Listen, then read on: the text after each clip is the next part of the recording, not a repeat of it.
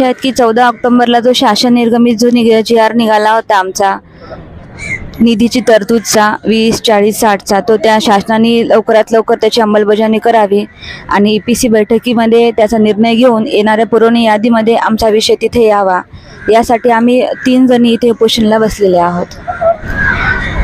शासन आता कुठेतरी पाठ फिरवते असं दिसत आहे. या अगोदरी शासन निर्णय जाहीर झाला, परंतु त्याने कोणती निधीची तरतूद अजून केलेली नाहीये. शासनाकडे पैसा नाही हे त्यांनी सांगितलं जातंय, पण शिक्षकाला पोटासाठी लागतं अन्न. प्रत्येक शिक्षक इथे घरदार सोडून शाळा सोडून का बसलेला आहे की प्रत्येकाला पगारीचा अधिकार आहे आणि आम्ही काम करतो आणि कामाचा मोबदला घेतो. ज्ञानदानाचं काम करतोय आम्ही, मुलांना घडवण्याचं काम करतोय आम्ही, आणि त्या शिक्षकांना त्यांच्या अधिकारापासून वंचित ठेवलं जातंय. आणि आज कोण नाहीये, साधा हातगाडीवाला असेल तरी त्याला पैसा लागतो. बिना पैशाचं कुणाचंच काही हालत नाही आणि शासनाला तर आम्ही फुकटचं काहीच मागत नाही आहोत, फक्त आमचा घामाचा मोबदला आम्ही त्यांना मागतोय.